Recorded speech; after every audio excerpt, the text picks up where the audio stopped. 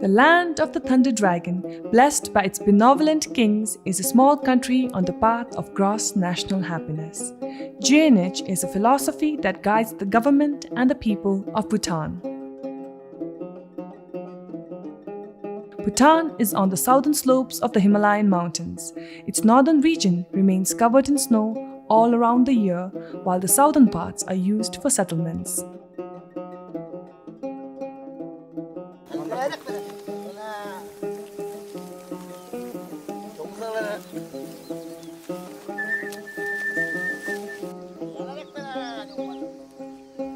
The people of Bhutan heavily rely on their ecosystem, which provides them with clean water and fresh air. Agriculture plays one of the important roles in the economic development.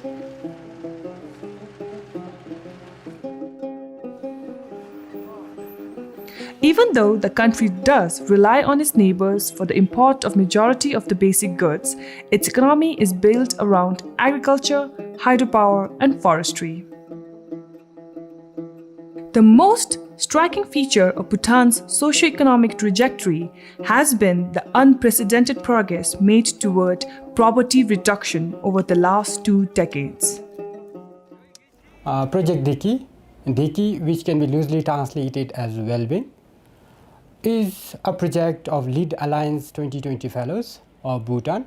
As we were doing some preliminary studies, we found out that poverty in Bhutan, by and large, is a rural phenomenon. We realized that it would have 2 significant impacts. First, at household level, it would help people fight poverty. And at national level, through agriculture, we saw a pathway to realize one of the national objectives in food security and self-sufficiency. legal Dekyid ki hontole to be najim chachaplu the kokop jinsuwa jinsi to be najim chachap dinalu chamachitu the dinalu honchachip hontole samchare digi besjureta jamnin yesaji besjureta the legal Dekyid holebe ngachire senam thengalu pinigi delu the jamninji dinale top suwa jinsi no digibe ngachira senam lekhunale the kopenchigi chamato the khoyu hontole ngachire duke hamnalu ifongi kangi setup ki delu the charge dalena shungi hontole gachira yebina 텔레 마치르기 사퉁다 되어이비게 총대 디수 가데베라 조도가 디수 코기 혼토레 조데디 디수기 톨레 코기 혼토레 킹사사베라 피에나 인스티튜션. Agriculture is not just for the sake of food security, it's also national security. With this, I end my presentation. So if you have any queries, so I'll try to respond. From your presentation, I heard that Bhutan has sent out 215 varieties of crops. And while breeding those new varieties of crop, so where do you access the germplasm from? Is it from Bhutan or is it from outside country? So if it's accessed from the farmers, so are their rights protected and the benefits shared accordingly? But the lands which are easily where we can get the investment returns, the government is continuously converting it into the town areas. So my concern was what is your department's role in informing our policymakers? One of the issues that we have been facing is on the increasing goongtongs, and there's also fallow lands, especially in the rural areas in Ebola. So my question would be, what are some of the engagement and the remedial policy interventions that your department is taking and thinking of? Do we have such programs in our country to start something called tourism farming? We also discussed that much like the Build Bhutan project that is going on, which the present government started, we'd also like to see along similar lines institutes which can take up graduates, high school graduates who could be trained and given skill sets in the fields of farming, whether it's agriculture or livestock farming. At the moment, we have PSL or priority sector lending, then we have recently established National CSA Bank and also other microfinancing industries. But then what we really don't have is we don't have a proper monitoring system between the farmers, GIOC representatives, Donghak, and then the financial institution. We were thinking of zoning whereby there would be zoning in terms of production, like each product will be cultivated and produced in a particular zone. And so like that way, there will be sustainability in that area, as well as people will learn more about the particular product, and that way they can increase the yield of that product as well as zoning. Agriculture is the main source of livelihood for 57.2% of the Bhutan's population. So therefore, agriculture is one of the most important sector which needs a lot of priority. And we were able to engage 23 participants who were alumni of the foundational leadership program. So our discussions actually range from crops to agricultural land use to about the farmers' cooperatives, and so on and so forth. Department of Agriculture, they have presented a lot of their doings and their policies. So it was really an eye-opener for me. And also during the discussion, there were so many topics which was very new to me, and then there were a lot of great knowledge sharing. I in particular felt that lots need to be done in this sector, because even among entry-level professionals who would be assuming key leadership positions in a decade or two lack essential and fundamental awareness on agriculture.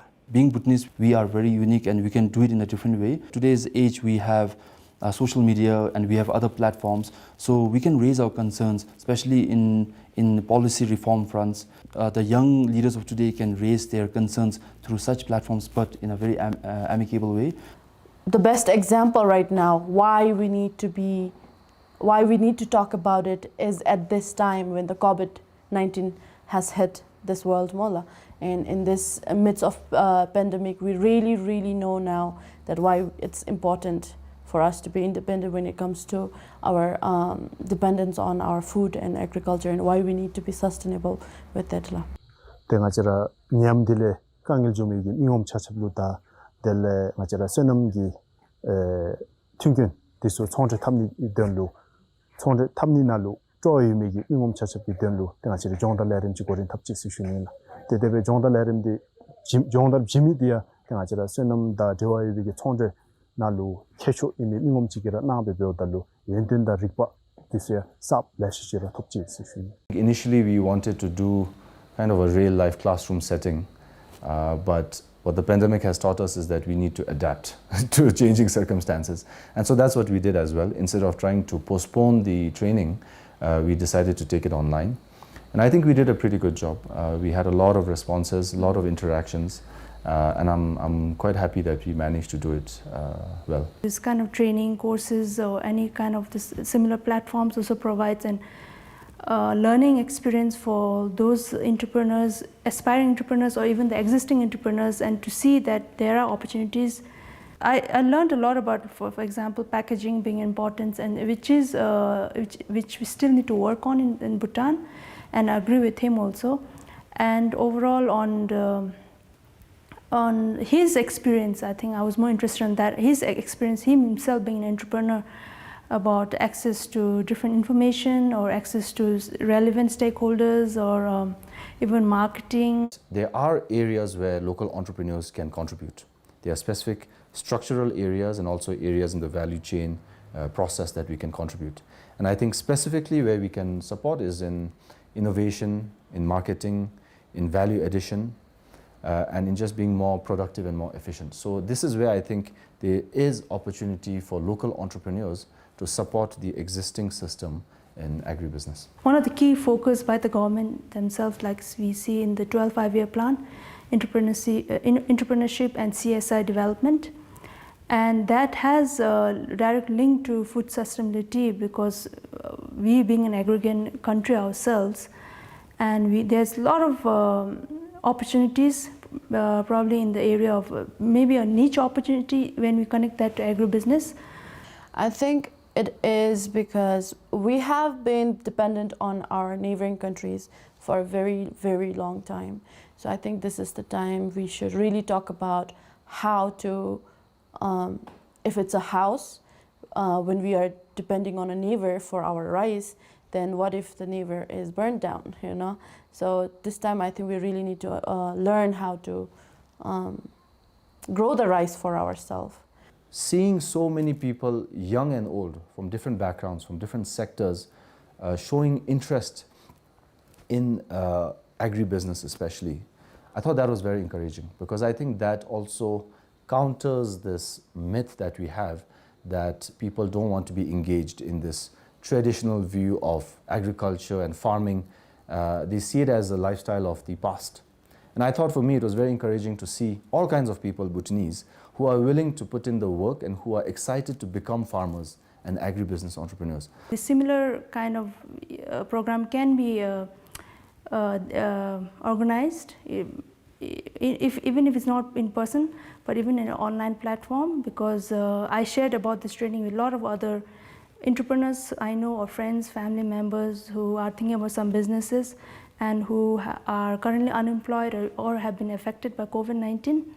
So they could participate, and they were also very happy about it, because it's not very easy to get access to so much information in like a short period of time. But I think generally it's a very exciting time to be an entrepreneur in Bhutan right now, very exciting times. I think the ecosystem is constantly evolving. I think the government, His Majesty the King, and especially Her Majesty the Queen, and Her Majesty the Queen's office, the OGOP project, is a very interesting initiative to look at boosting rural entrepreneurs, rural farmers. And this is something that I think has had a really positive impact. And so as an agribusiness entrepreneur, or generally as an entrepreneur, I think these are very interesting times to be in Bhutan. It is high time now that we look at GNH from another perspective of it being private sector-led, entrepreneurship-led, bottom-up, grassroots-oriented. The country still pursues the values of gross national happiness, but we pursue it with an equal standing, an equal responsibility between the public sector and the private sector. From the training, it came out clearly that all those aspiring entrepreneurs do not have adequate knowledge on agriculture business cycle, starting from business plan, marketing, risk analysis, access to finance. So in a way, creating awareness on multiple fronts, from agriculture-related entrepreneurship to policy discourse to young leaders, is essential, because food security cannot be achieved by the Ministry of Agriculture and Forest alone. So it should be a collective responsibility for all citizens, and therefore engaging in a policy dialogue help us disseminate key information and national objectives such as food security and self-sufficiency.